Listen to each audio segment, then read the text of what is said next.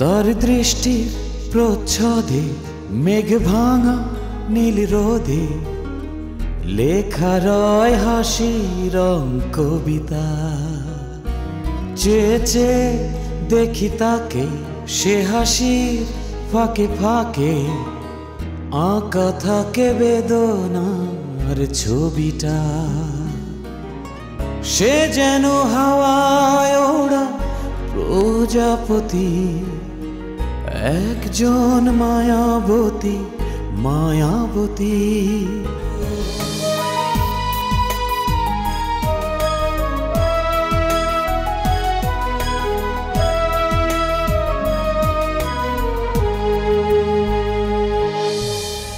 দুঃখ পেছনে রেখে, ইচ্ছেকে কাছে ডেকে সময়কে বলি তবে থামো।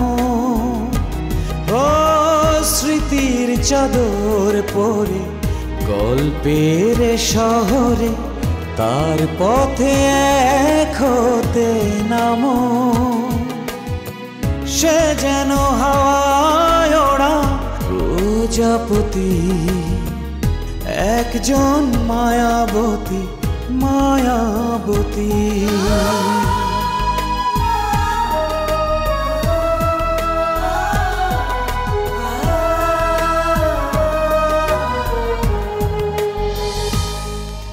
সব মিলিয়ে ৩-৪ লাখ টাকার দরকার। এত টাকা এখন আমি কোথায় পাবো? I want to buy that painting. My English is. সবগুলো ছবির ক্যাপশন দিয়েছেন ইংরেজিতে, কেন? আমি যে একজন কাঠমিস্ত্রি, এই জন্য তারা লজ্জিত। বলে টিম্বার মার্চেন্ট। ইংরেজির পাশাপাশি বাংলাতেও কিন্তু নাম দেওয়া আছে। আমাকে আক্রমণ করার সুযোগ পেয়ে এতটাই উল্লসিত ছিলেন যে। স্যার, আপনার বাসা তো আমি চিনি না, আপনার বাসা কই? তুমি আগাও না, আমি বলতেছি যাও।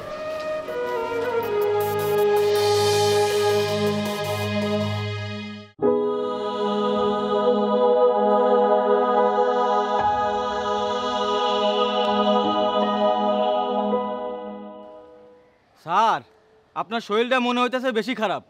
আপনি এক কাজ করেন, আপনি রিক্সার মধ্যে একটু জিমায় লন, আমি চা চু খেয়ে লই, তারপর যামুনে। স্যার, আপনি চা খাইবেন টোস্ট বিস্কুট দিয়া ভিজাইয়া? আজীব মানুষ, রিক্সার মধ্যেই ঘুমায় গেছে।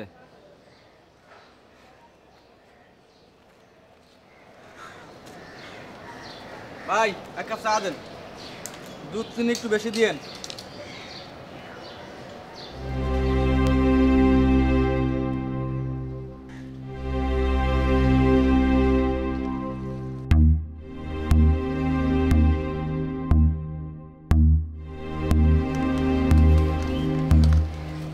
টোস্ট দেন।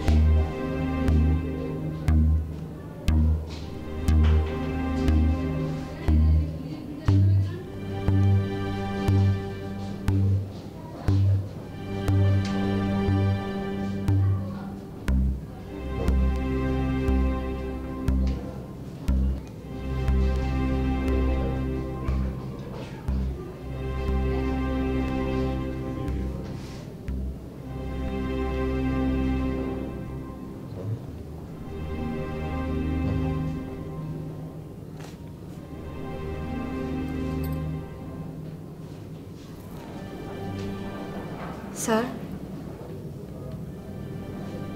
স্যার আপনি কেমন আছেন?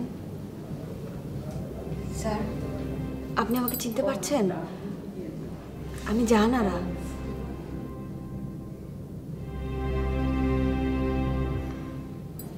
স্যার, আপনার শরীর এখন কেমন?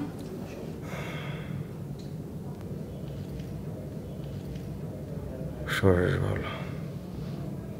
স্যার, আমাকে চিনতে পেরেছেন? কেমন আছো জাহানারা? জি স্যার, ভালো ভালো আছি। এটা কি ক্লিনিক? না স্যার, এটা হাসপাতাল।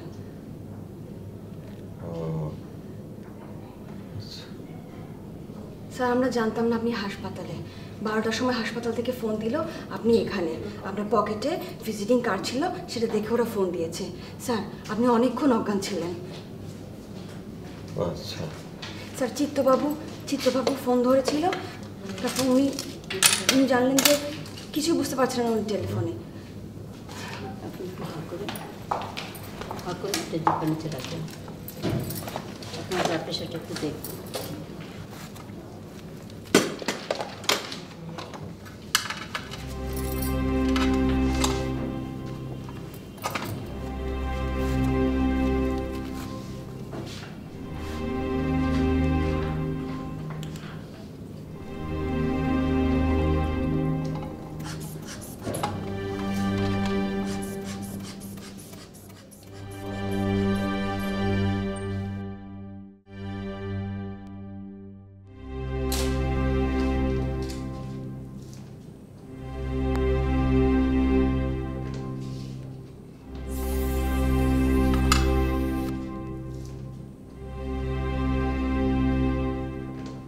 Under 10/70.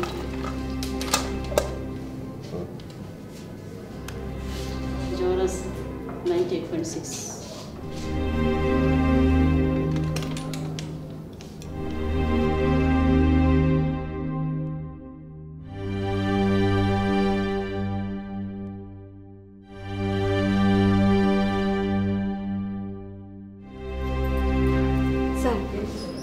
চিত্তবাবু ফোন ধরেছিলেন, তারপরে টেলিফোন ধরে উনি তো কিছুই বুঝতে পারছিলেন না।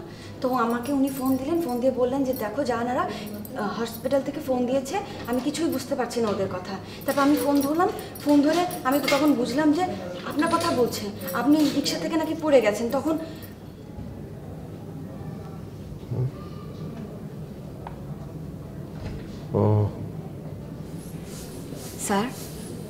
স্যার আপনার এখন কেমন লাগছে? আমার ঘুম পাচ্ছে। স্যার আমি ডাক্তারের সাথে কথা বলেছি, ডায়ালাইসিস করা হবে। রক্তে টক্সিক ম্যাটেরিয়াল বেশি হয়ে গেছে তো, সেটা ডায়ালাইসিস করে সরাবে, তখন ভালো লাগবে। আচ্ছা তুমি যাও, আমি একটু ঘুমাবো। না স্যার, আমার বাসায় যাওয়ার কোনো তাড়া নেই, আমি অফিস থেকে ছুটি নিয়ে এসেছি। বড় স্যারকে বলতেই বড় স্যার আমাকে ছুটি দিয়ে দিয়েছেন, কোনো অসুবিধা নেই স্যার। স্যার আপনার আত্মীয় স্বজন কাকে কাকে খবর দিতে হবে? কাউকে খবর দিতে হবে না। ভাবিকে খবর দেবো না? দাও, টেলিফোন নাম্বার হচ্ছে 0। স্যার ভাবির ফোন নাম্বার আমি জানি। গত মঙ্গলবারের আগের মঙ্গলবার ভাবি আপনার খোঁজ নেওয়ার জন্য আমাকে ফোন করেছিলেন, তখন আমি ওনার নাম্বার আমার নোট বইতে লিখে রেখেছি, আমার কাছে লেখা আছে sir. My dear young lady, you have no business here. কেন মাথার কাছে দাঁড়িয়ে বকবক করছো? তুমি দয়া করে বিদায় হও, আমাকে একটু ঘুমাতে দাও। তো অফিসে কোনো কথা বলো না, হাসপাতালে এসে কেন দাঁড়িয়ে কমা ছাড়া কথা বলেই যাচ্ছ। বাসায় কি এত কথা বলো? স্যার আপনি ঘুমিয়ে পড়েছেন? ডাক্তার সাহেব আসবেন একটু পরে, আপনি ওনার সাথে কথা বলে তারপর ঘুমাবেন। হ্যাঁ স্যার, আপনাকে কি বালিশ দিতে বলবো? আরেকটা বালিশ লাগবে আপনার? এদের বালিশগুলো না খুব নরম, খুব পাতলা, আপনি আরাম পাবেন। দেবো স্যার?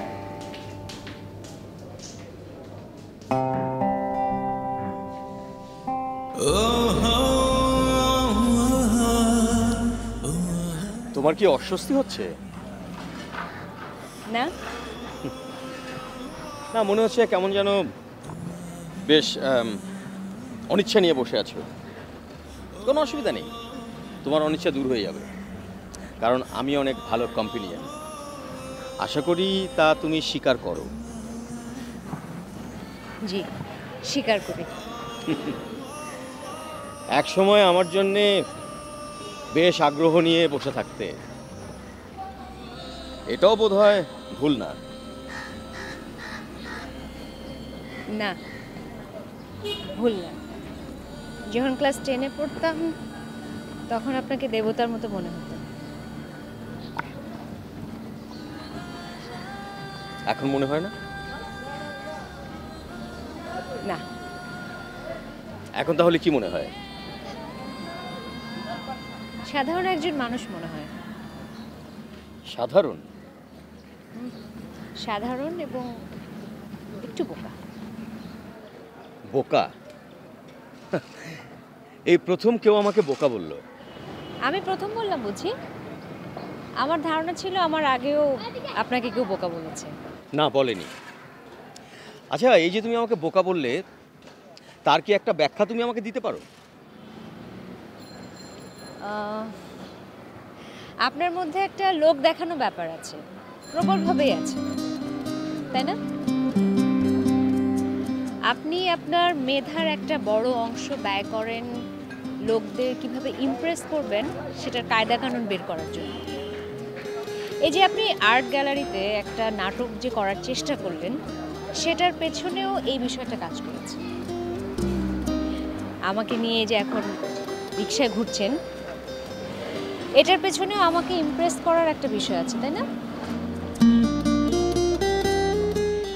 আপনি ভাবছেন যে এই বিষয়টা দেখে আমি মনে করব যে আপনি আর 10টা সাধারণ মানুষের মতো না। তুমি অনেক স্মার্ট হয়েছো, ভেরি ভেরি স্মার্ট। আপনি কি ভেবেছিলেন আমি এখনো ক্লাস 10-এর ছাত্রী?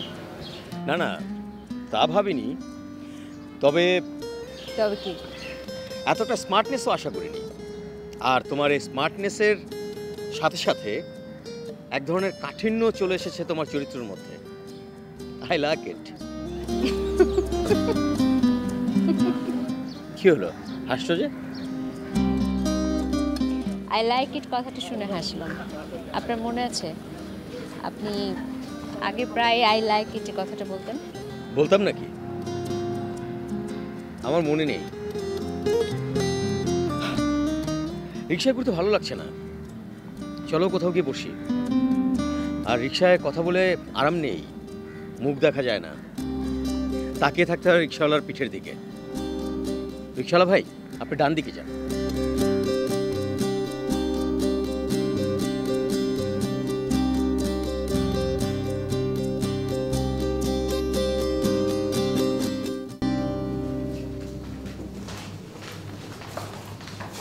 কেমন আছেন?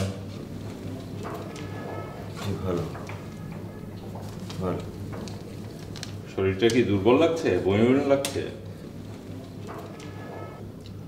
ও, মাথা ঘোরাচ্ছে? না, মাথার ভিতরে ফাঁকা ফাঁকা লাগছে। সিস্টার, ওনার হিমোগ্লোবিন কত? ভর্তির পর ওনার হিমোগ্লোবিন 9 ছিল। ওষুধ কি কি পাচ্ছে? ট্যাবলেট আলফাপ্রেস সকাল একটা বিকাল একটা, ট্যাবলেট ক্যালবোডি সকাল একটা বিকাল একটা, ট্যাবলেট ডাইক্যালটল সকাল একটা বিকাল একটা, ট্যাবলেট ইউরোমেক্স সকাল একটা পাচ্ছে। ডায়ালাইসিসের পর ইঞ্জেকশন ইপোটিন পাবে। ইপোটিন নিচ্ছেন না প্রতি সপ্তাহে? সবসময় নেওয়া হয় না, মাঝে মাঝে নেই, মনে থাকে না, ভুলে যাই। আপনার ডায়ালিসিসের পর ইপোটিন ইঞ্জেকশন আমরা দিয়ে দিব। এরপর থেকে কিন্তু প্রতি সপ্তাহে একটা করে নিতে হবে, ভুল করবেন না। মাথা ঘোরা ছাড়া আর কোনো অসুবিধা আছে আপনার? আপনাকে একটা গোপনের কথা বলতে চাই। কি? সবাইকে চলে যেতে বলেন। ওনারা, আপনারা থাকেন, আপনারা থাকেন।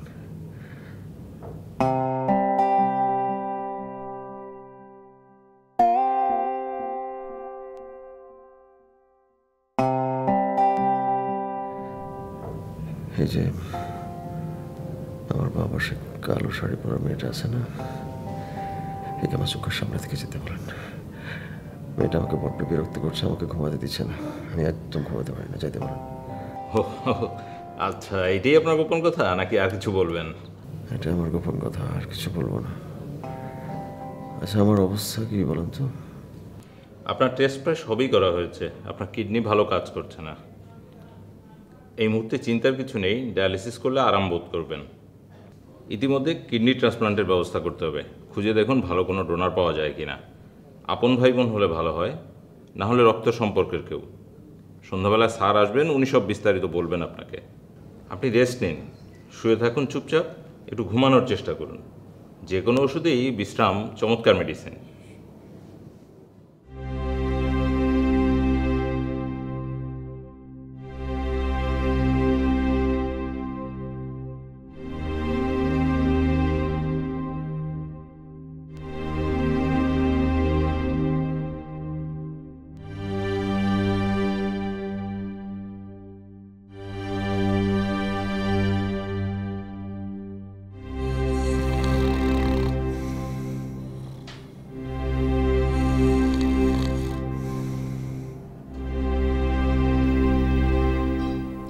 আমার রিক্সা নেওয়ার পেছনে তুমি যে যুক্তি দিয়েছ তা কিন্তু পুরোপুরি ঠিক না। রিক্সার সবচেয়ে সুবিধা হলো পাশাপাশি ঘনিষ্ঠ হয়ে বসার একটা সুযোগ পাওয়া যায়। এই যে আমি আর তুমি এতটা পথ রিক্সায় করে এলাম, গাড়িতে বসলে কিন্তু এতটা ঘনিষ্ঠ হয়ে বসা যেত না। যে কোনোভাবেই হোক মাঝখানে একটু ফাঁকা থাকতো। কারো সঙ্গে ঘনিষ্ঠ হয়ে বসার সবচেয়ে ভদ্রস্থ উপায় হচ্ছে রিক্সায় বসা। আমার সাথে ঘনিষ্ঠ হয়ে বসার কোনো ইচ্ছা কি কখনো আপনার মধ্যে ছিল? ছিল না। তুমি ছিলে নিতান্তই বালিকা। অদ্ভুত অদ্ভুত চিন্তা ভাবনায় তোমার মাথা ছিল ঠাসা। তাছাড়া আমার প্রতি তোমার আগ্রহ ছিল এতই প্রবল, এতই তীব্র যে আমার আগ্রহটা অপ্রয়োজনীয় ছিল। এতদিন পর আপনারই বা হঠাৎ ঘনিষ্ঠ হয়ে বসার ইচ্ছা হলো কেন? জানি না, বয়স হয়েছে বলেই হয়তো। কিন্তু তুমি অনেক সুন্দর হয়েছ। বালিকা বয়সে তোমার চেহারায় একটা দিশেহারা ব্যাপার ছিল। তাতে তোমাকে খানিকটা হলেও পাগলের মতো দেখাতো। এখন দেখাচ্ছে না? না, বালিকা বয়সে আমি দিশেহারা ছিলাম না। আমাকে তীব্রভাবে আকর্ষণ করার জন্য ছিলেন আপনি। এখন আমি দিশেহারা। দিশেহারা হলেও তোমার চেহারায় তার ছাপ নেই।